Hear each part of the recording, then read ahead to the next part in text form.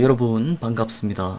지난 영상에서 우리는 루소의 인간 불평등 기원론이라는 작품을 다루었습니다. 인간 불평등의 근원, 인간은 왜 서로 갈등하고 투쟁하는가? 루소는 그 근원을 소유권의 탄생에서 찾았습니다. 태초의 자연 상태는 마치 목초지에서 풀 뜯는 바로 그 양들처럼 인간들은 평화롭게 살아왔으나 문명과 소유권이 생겨나면서 남들에게 인정받으려는 욕구 때문에 더 많은 것을 가지려고 갈등하고 투쟁하게 되었다는 것입니다. 그래서 루소는 말했습니다. 자연으로 돌아가라. 자, 여러분, 자연으로 돌아가라 라는 이 말은 자연 상태의 평화를 다시 회복하기 위해서는 국가를 건설해야 한다는 바로 그 주장이었습니다. 한마디로 자연으로 돌아가라 라는 말은 국가를 건설하라 라는 의미라고 했죠. 그래서 그는 이제 국가 건설의 원리를 위한 저작을 집필합니다. 그것이 바로 오늘 우리가 다룰 사회계약론입니다. 이번 영상에서는 바로 그 저작을 다룰 것입니다. 자, 여러분, 사회계약론, 바로 이 책입니다. 자, 이 책은 1762년 작품입니다. 자, 이 사회계약론의 핵심은 일반 의지가 한 국가의 주권이어야 한다는 바로 그 주장을 담고 있는 것입니다. 한마디로 사회계약론의 핵심은 General Will, 일반 의지입니다. 자, 루소는 일반 의지야말로 국가의 주권이라고 말합니다. 자, 이 말이 무엇을 의미하는가? 바로 그것을 이해하면 사회계약론 전체의 핵심을 우리는 관통할 수 있을 것입니다. 그는 인간의 의지를 세 가지로 구분합니다. 첫 번째는 개별의지입니다. 개별의지란 자신의 이익만을 생각하는 자기중심적인 의지, 한마디로 인간이 가진 이기심을 의미하는 것입니다. 두 번째는 전체의지입니다. 전체의지는 개별의지를 가진 사람들이 다수결을 통해서 이루어낸 공통의 의지, 그것을 루소는 전체의지라고 이야기하는 것입니다.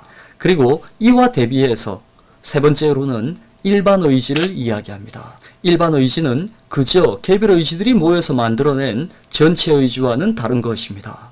일반의지는 개인임에도 불구하고 자신은 자신의 이익보다 공동체의 이익을 우선적으로 생각하는 그런 개인의 의지를 우리는 일반의지라고 부릅니다. 그리고 그 일반의지들이 모여서 만들어낸 또 하나의 거대한 보편적 일반의지, 그것을 루소는 또한 일반의지라고 부르는 것입니다. 이때의 일반의지는 일반의지를 가진 개인들의 의지의 총합, 그것이 바로 국가의 주권이라고 말하고 있는 것입니다.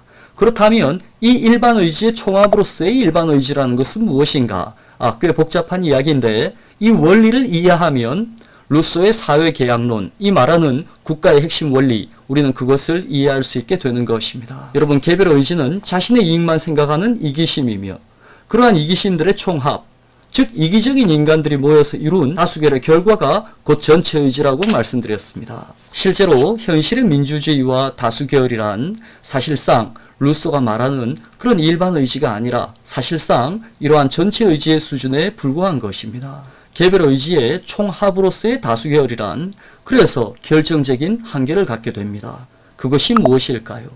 많은 사람들은 다수결의 한계가 무엇인가 물으면 소수의 의견이 무시된다고 대답합니다. 하지만 그것은 다수결을 할 때 미리 예견된 것이며 이미 합의된 것이고 약속된 것입니다. 모든 이들의 요구를 만족시킬 수 없을 때 최대한 많은 개인의 이익을 만족시키는 것, 그것이 바로 다수결의 원리입니다. 그런데 그 결과에 패배했다고 해서 소수의 의견이 무시된다고 말한다 하면 그것은 다수결에 대한 합의를 깨는 아주 비겁한 행동입니다. 원래 다수결은 소수의 의견을 무시하자는 결정 원리입니다. 복잡한 세상에 만장일치란 있을 수 없을 것입니다. 만일 만장일치가 있다면 그것은 다수결로 의사를 결정하자는 그것에만 만장일치가 있을 뿐입니다. 다수결의 결정적인 한계는 소수의 의견이 무시된다라는 것도 있겠지만 결정적으로는 다수가 원한 것이라고 해도 그것이 진리와 정의에 위배될 가능성이 있다는 것입니다. 아주 가끔씩 그런 일들은 일어납니다. 대체로는 옳은 결정이 내려지겠지만 아주 가끔씩은 부정의한 결정이 내려지기도 한다는 것이죠. 그래서 소수의 의견도 경청해야 할 필요가 바로 여기에 있습니다. 굳이 우리가 나치즘 같은 극단적인 상황을 예로 들지 않더라도 일상 속에서나 정치에서도 다수가 원한 것이 진리가 아니었다는 것은 흔히 드러나는 현상입니다. 존 롤스는 시민불복종을 옹호함이라는 논문에서 시민불복종은 바로 이러한 다수결의 한계를 극복하는 유일한 수단이라고 이야기하고 있습니다. 민주적인 입법 절차 하에서도 어떻게 부정의한 법이 만들어질 수 있는가? 정의의 원칙에 합의하고 그 합의에 따라 헌법을 채택하고 그 헌법에 따라 입법을 하는데 어떻게 부정의한 법이 만들어지는가 하는 것이죠. 그는 그 원인을 국회 입법 과정에서 사용되는 다수결에서 그 한계를 찾고 있습니다. 그리고 그러한 한계를 보완하는 유일한 방법이 바로 시민불복종이라고 말한 것이죠. 많은 이들은 시민불복종이 민주입법 절차의 권위를 파괴하는 것이라고 말하지만 롤스는 도리어 그것이야말로 민주입법 절차가 가진 결정적인 한계, 한마디로 다수결의 한계를 보완함으로써 그 절차를 유지하는 가장 훌륭한 수단이라고 변호하고 있는 것입니다. 자, 그렇다면 무엇이 진정한 법의 주권이 되어야 하는가? 루소는 거기서 일반 의지가 바로 그 주권이 되어야 한다는 점을 강조하고 있습니다. 그렇다면 일반 의지는 전체 의지와 어떻게 다른 것일까요? 이것을 구별하는 것이 이 강의에서 가장 중요한 부분입니다. 여러분, 아까도 말씀드렸듯이 일반 의지는 두 가지 차원의 의미로 사용됩니다. 그래서 혼란스러운 것입니다. 하나는 개인의 차원에서 말하는 일반 의지입니다. 한 개인은 이기적일 수 있지만 교육과 도야를 통해서 일반적인 의지를 가진 개인으로 성장합니다. 자기중심성에서 공동체 중심성으로 자신의 이익만을 생각하다가 공동체 전체의 이익을 우선적으로 생각하는 개인, 그가 곧 일반 의지를 가진 개인입니다. 그리고 우리는 이것을 성숙한 시민의식이라고 부르기도 합니다. 공화국을 살아가는 국민의 자세라는 것은 자기 이익보다 이렇게 공동체의 이익을 우선적으로 생각할 수 있는 바로 이 일반 의지를 가진 개인이 되어야 한다는 것입니다. 하지만 일반적인 의지를 가진 개인들이 모여도 그 뜻이 하나로 통일되지는 않습니다. 사람들은 서로 다른 가치들을 공동체를 위한 것이라고 서로 주장하는 것이죠. 이것이 바로 도덕의 한계이기도 합니다. 한마디로 옳은 것들이 언제나 공론장에서는 충돌한다는 것입니다. 도덕은 그렇게 충돌합니다. 이런 충돌을 해소하기 위해서는 그들의 의지를 통합하는 하나의 법을 만들어내야 합니다. 이 두 가지 도덕적 딜레마 상황에서 무엇이 진정으로 옳은 것인가 하는 것은 국민들의 합의를 통해서 하나의 통일된 의지로서의 법을 만들어내야 한다는 것입니다. 이때 사용되는 수단이 바로 다수결입니다. 하지만 지금의 다수결은 이전의 개별 의지가 행하는 다수결이라든가 그것이 만들어낸 전체 의지와는 차원이 좀 다른 것입니다. 공동체의 이익을 위한 개인들의 의지들이 모여서 이루는 다수결, 이것이 사회적 의미에서의 일반 의지입니다. 일반 의지를 가진 개인들이 모여서 만든 사회적 일반 의지, 그것이 바로 법의 토대라는 것입니다. 루소는 그것을 일반 의지가 국가의 주권이라는 말로 표현하고 있습니다.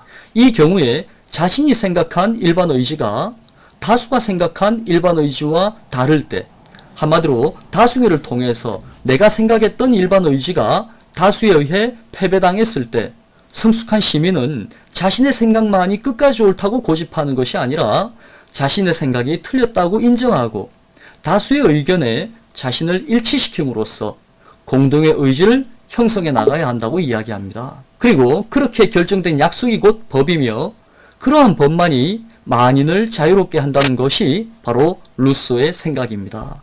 국가의 헌법이라는 것, 한마디로 국가라는 것은 공동체를 우선적으로 생각하는 개인들이 모여서 만들어낸 하나의 일반 의지, 그것만이 모든 사람들에게 타당성을 가지는 진정한 법의 권위가 된다는 것입니다.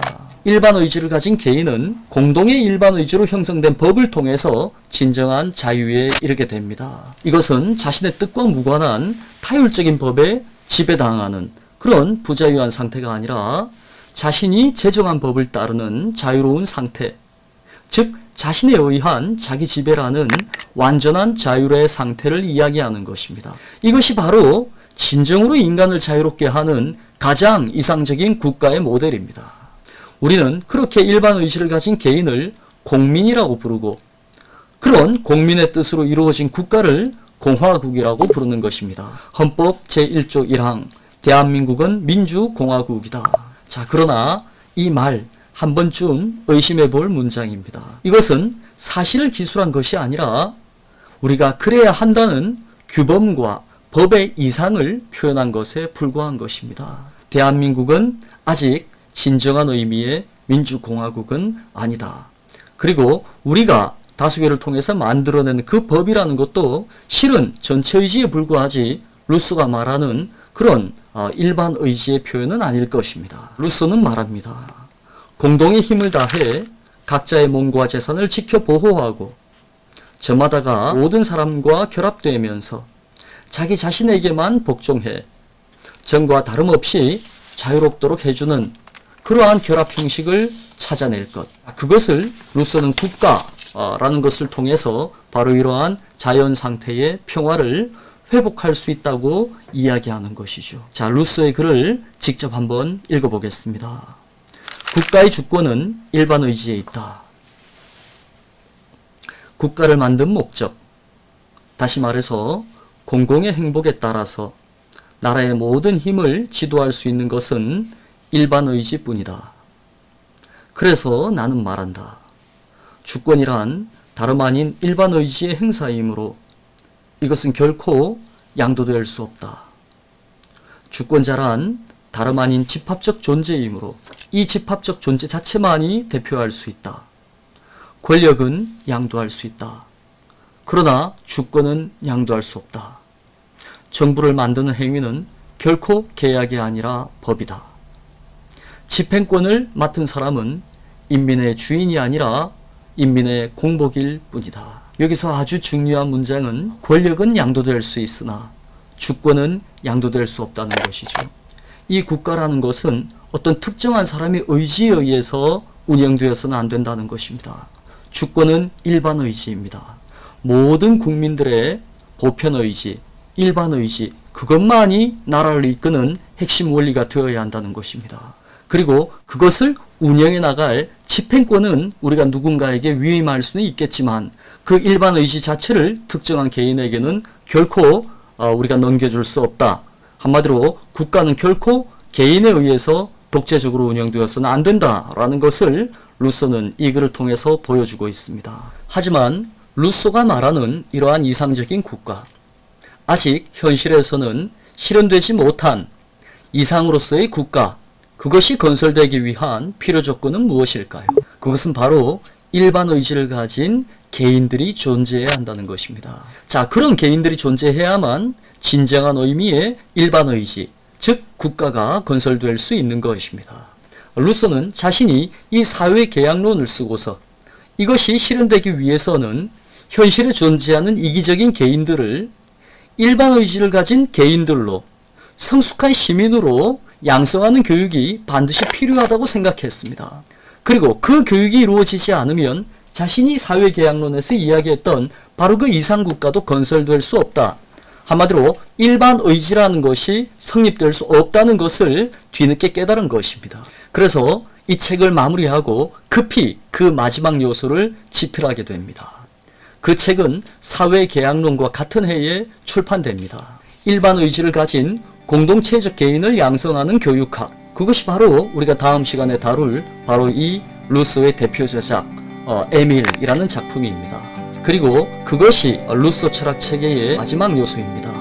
자, 오늘 수업은 이것으로 마치고 다음 영상에서는 바로 그 마지막 저작 에밀을 여러분들과 함께 다루도록 하겠습니다. 자, 여러분 오랜 시간 수고하셨습니다.